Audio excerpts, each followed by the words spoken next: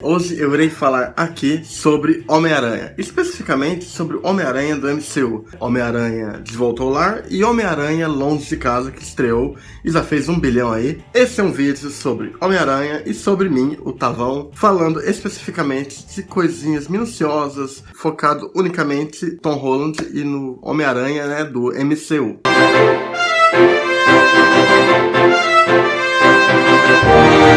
Bom dia, boa tarde, boa noite. Está começando mais um Cine Tavão e eu sou o Tavão, trazendo cultura pop até você. E dessa vez estou trazendo um ponto de vista aqui a respeito do Homem-Aranha do MCU.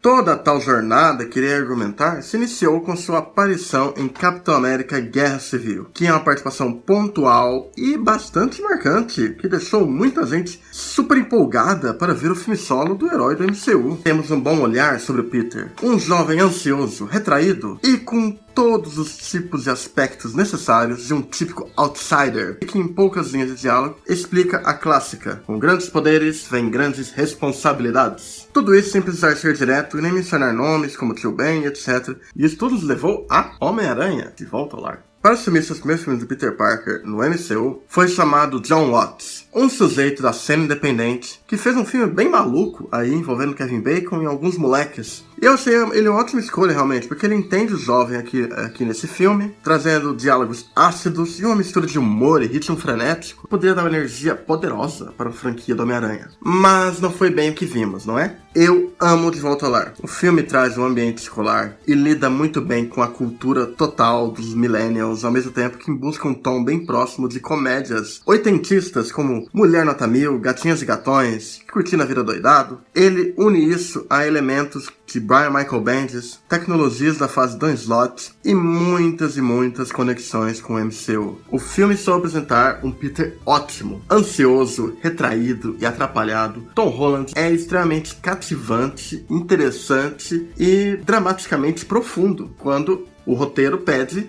ou quando o diretor precisa. Ele sabe entregar o que o filme tem que entregar. Só que tem um problema: todo esse retrato do personagem em De Volta ao Lar, às vezes pode acabar caindo na vaidade de ser um herói ou vingador, e não tanto na responsabilidade que ele tem. Que é uma pena, porque o senso de responsabilidade é um artifício muito interessante, né, dos super-heróis. Isso, contudo, na minha opinião, é bem contornado pelos 2 atos finais, quando ele precisa assumir seu posto de herói, fazer o certo, salvar seus amigos, impedir os planos de Abutre, e tudo isso levará a descobrir a força dentro de si em um momento emblemático e logo depois praticar uma certa empatia quando tenta a todo custo salvar o vilão. Isso nos leva a uma figura muito interessante do filme, que é Abutre.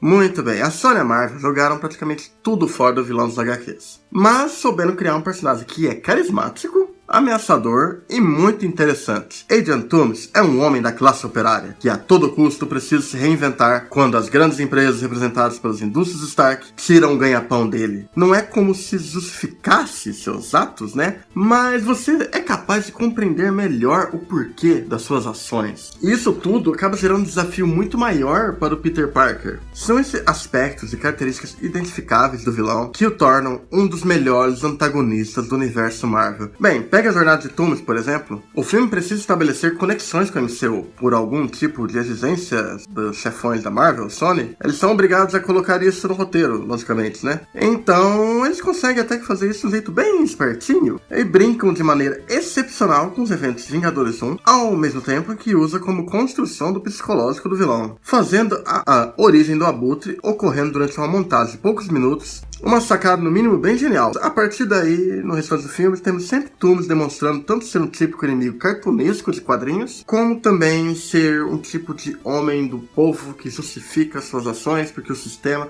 fudeu com a vida dele. É basicamente um Walter White do MCU. Bem, mas eu falei, mas eu não falei da grande polêmica que todo mundo sempre tira da manga pra jogar contra esse filme. A Sony e a Marvel não pode usar certos aspectos clássicos do personagem, talvez por ter uma distância da origem do personagem e também porque devido aos filmes do Andrew Garfield terem flopado totalmente. Eu sei, é uma decisão meio estúpida e ridícula e idiota, mas vamos para pensar. Eu não sou um cara contra totalmente você tirar muita coisa aqui dos quadrinhos e tentar mudar pro cinema. Eu sou capaz até de apoiar algo assim.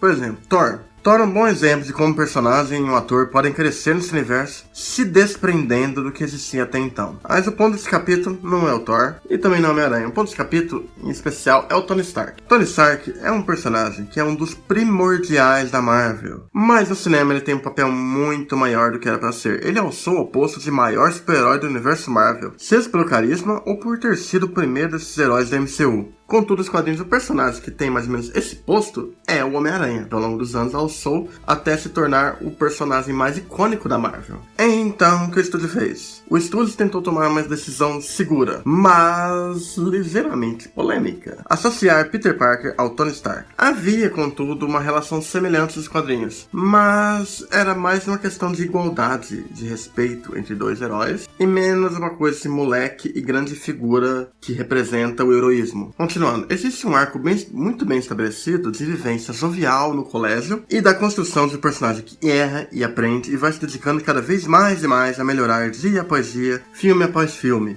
Eu gosto disso, que é uma forma substancial de dar desenvolvimento ao herói, né, dentro desse universo. Contudo, De Volta ao Lar, além do grande problema em equilibrar ação e trama adolescente, no filme há um problema constante em associar elementos do MCU e do Tony Stark dentro da história. E por mais que eles tenham uma boa relação, bom desenvolvimento, por mais que isso possa ajudar a engrandecer alguns arcos do Vingadores Guerra Infinita e Vingadores Ultimato, aqui o que ele faz é entrar em conflito com a trajetória entre Peter e Abutre, e o conflito entre os dois. Além do segundo grande problema, que é a origem do Peter. Apresentar um personagem sem sua origem é um problema. Doutor Estranho era um filme que seguiria esse caminho, e desistiram. Ocorreria também com Pantera Negra. É difícil você lidar com isso. Principalmente o Peter, que é um personagem que ele é marcado inicialmente por uma tragédia, né? Você precisa ter certos conceitos e elementos para partir de um ponto de narrativa com ele. Homem-Aranha, De Volta ao Lar, tem um arco muito interessante de aprendizado de herói. O garoto tem em si uma enorme empolgação em se tornar um dos grandes heróis, comete erros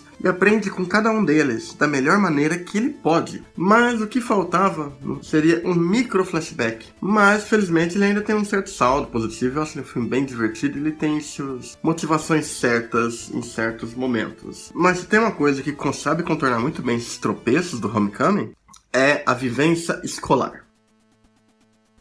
Pois bem, apesar de empecilhos no caminho, como as conexões com o MCU, falta de origem e o ritmo, o filme tem um de seus grandes acertos com a forma como representa o núcleo escolar do personagem. Esse elemento era bem possível de ser percebido desde o marketing, quando o estúdio apelou para simbolismos e referências com filmes de John Hughes. Sabe, aquele diretor de Curtindo a Vida Doidado e Clube dos Cinco? Eu realmente concordo que isso é extremamente batido hoje em dia. E essa mania constante de utilizar sempre elementos dos anos 80 transformou demais a indústria, viciou nisso. Mas eu acho que Homecoming tem um uso muito bom desses conceitos e brinca muito bem com a estética de gatinhas e gatões e curtindo a vida doidado. Muito bem representados no arco de Peter buscando conquistar sua garota e na dinâmica social e cômica dele com Ned Leeds. Os demais personagens acabam sendo usados de maneira mais pontual, mas se destacam graças ao elenco e formam um interessante painel de jovens millennials. Em particular, eu gosto muito da MJ, de Zendaya, e ainda mais do Flash Thompson de Tony Revolori. Esse, por sinal, eu acredito que ele ainda irá crescer muito e chegar a um posto de grandes personagens do MCU, mas isso é assunto para outro vídeo. Pra começar, eu não enxergo um herói como tão inconsequente assim, igual a internet fica falando, não. Eu vejo como um jovem frágil, que toma escolhas um tanto impulsivas, e depois precisa pagar duramente por elas. Esses erros cometidos ajudam a formar seu espírito, convicções e psicológico. Assim como acontece com muitos de nós conforme crescemos. Praticamente eu achei esse um bom ponto de vista válido. Como naquele momento, onde ele sacrificou o grande momento que ele teria com a garota dos sonhos dele, para caçar Abutre porque era certo fazer, que senão Abutre ia botar pra fuder na cidade inteira. E não é porque ele ia ganhar um posto de Vingador. Ele tinha basicamente se desligado disso. Aquilo foi para ser um herói, porque era o que ele tinha que fazer, era a função dele, era o dever dele ali. Confesso que o filme talvez patine um pouco, né, nesses conceitos, né, mas não é como se não existissem. A questão aqui é que talvez toda essa jornada do Peter seja muito mais complexa, muito mais demorada nesse reboot do personagem. Além deles ter muitas coisas que eles querem colocar no meio, acabavam atrapalhando, além desse fato, né, dele não se dar a ser algo tão sério. Meu problema é com alguns excessos e a falta de consistência no Homecoming. Mas quanto Longe de Casa, eu não tenho muito a reclamar, não. E vocês já devem saber, né? Vocês viram a minha crítica aqui, que deve aparecer num card aqui. Eu acho que vai aparecer aqui. Aqui, isso tudo funcionou de forma muito mais pontual e interessante, e ainda consegue dar continuidade ao que o personagem vem vivendo desde sua aparição em Guerra Civil até suas icônicas participações, né, em Vingadores Guerra Infinita e Vingadores Ultimato. Claro que fazem isso sem perder a leveza, aventura e o bom humor que marcaram o primeiro filme da parceria Sony e Marvel. Pois a essa altura do campeonato não é surpresa pra ninguém que sim, Tony Stark é o tio bem simbólico de Peter do cinema.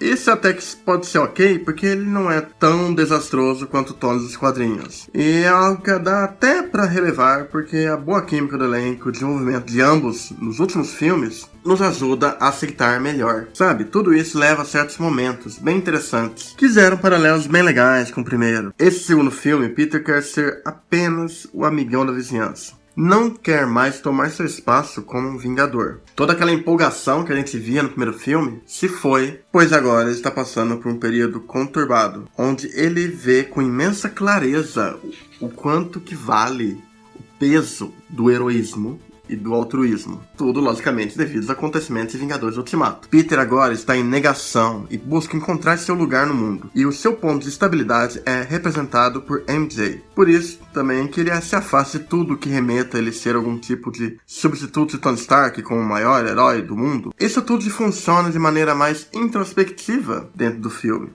principalmente na primeira metade dele, que é mais dedicado a esse humor juvenil, essa comédia adolescente, meio romance, saga do Peter de conquistar MJ. Mas todos os aspectos estão ali e afloram através das gesticulações e comportamentos de Tom Holland como Peter Parker. Mas eis que surge um enorme problema na segunda metade do filme. Ok, a segunda metade do filme eu sei que é um dos momentos mais incríveis do MCU pra mim, onde todo o mistério pega toda aquela coisa cartunesca de histórias do Homem-Aranha e vira um bagulho muito louco. Mas tem uma pequena ceninha que atrapalha um pouco e que ela ficou um pouco infame na internet, que é a famigerada cena do avião com o rap. Até esse ponto, o filme seguia um bom caminho, equilibrando o drama da perda de Peter com a narrativa cômico-romântica e boa ação e aventura. Mas aí, com essa cena sendo inserida, temos um certo problema. A cena quer representar a separação de arco do Peter do arco de Tony, com diálogos e ótimas atuações de elenco, e quer realçar as qualidades científicas do super-herói e suas genialidades. O maior problema é que a forma que escolhem fazer uma referência ao Tony Stark acaba soando como se tudo que Peter fosse seja uma representação jovial do Tony Stark e de todos os elementos do Homem de Ferro. Não me entenda mal, eu me emocionei, até porque sou um fã de carteirinha do primeiro Homem de Ferro.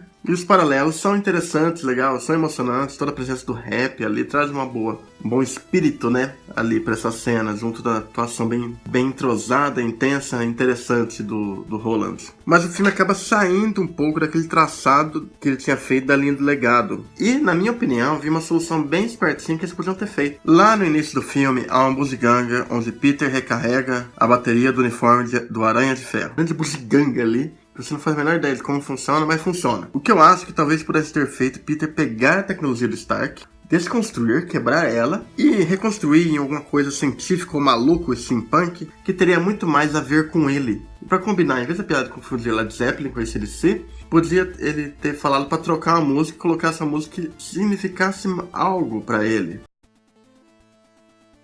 O primeiro filme quer ser jovem, moderno e divertido, mas também flerta aqui e ali com o lado cartunesco. E não há personagem que funcione melhor com uma estética de desenho animado que o Homem-Aranha. Seja pelo humor dos personagens, pela ação. Isso é um elemento muito bem colocado. E aqui nesse exato momento nos traz uma típica ação digna do Cabeça de Teia. Um vilão megalomaníaco e cheio de pretensões para monólogos. O auxílio do Sentido-Aranha e uma finalização temática de Stark dentro da história, simbolizada nos atos finais de Peter contra Mistério. Um ponto ótimo do filme que poucos reconhecem e que representa, através de dramas internos, toda a jornada dele até ali e para onde que ele vai daqui em diante. Tudo isso em uma sequência incrível que nos remete a um sentimento poderosíssimo de quadrinhos. Então, vamos avisando, se você viu esse filme em má qualidade ou não viu no cinema, você perdeu 70% da capacidade. É maravilhoso que eles fazem com esse personagem na ação desse filme. É uma das cenas mais empolgantes que eu já vi. Como fã do Aranha, eu fiquei... Uhul! É isso aí, cara! Houveram erros, sim, na estrutura do primeiro filme, com todo o malabarismo que tem que fazer em relação à origem, algumas cenas gratuitas aqui e ali que comprometem o conceito geral da primeira empreitada do Aracnídeo. E não, o Peter não faz tudo somente por ser para Tony Stark, mas sim, ele acaba sendo um ponto muito relevante no segundo filme, porque ele veio logo após sua morte, então, por favor, a gente, contexto é bom na vida, né? E a temática Harry Potter ajuda e atrapalha na mesma medida. Mas eu acho que há sim más escolhas de cenas que comprometem certas ideias dos filmes. Mas os filmes estabelecem muito bem como ele passou da empolgação para a dúvida, como os erros a cada filme moldam sua própria jornada como pessoa e não tanto como herói, porque afinal, a máscara em si não é tão importante no que define o herói, porque quem define o herói é muito mais a pessoa. Quando você é jovem, você tem dúvidas, questionamentos, desejos, e existe uma luta constante entre o que quer e o que precisa fazer. E isso é um arco clássico do Homem-Aranha. Talvez essa primeira fase que eles estão fazendo do personagem seja um pouco mais light do que o normal. E talvez sim, ele perca um pouco da identificação da classe média que o Peter Parker tinha. Mas eu, como um bom otimista que sou, acredito que faz apenas parte da sua jornada. E que no decorrer haverá um crescimento, haverão empecilhos, haverão ocasiões onde tudo pode mudar. Afinal, é assim que o filme termina. Com ele tomando o local de fala de eu dou as cartas pro Nick Fury e eu não receberei as cartas. Ele conquista garotos de sonhos. Ele é um herói.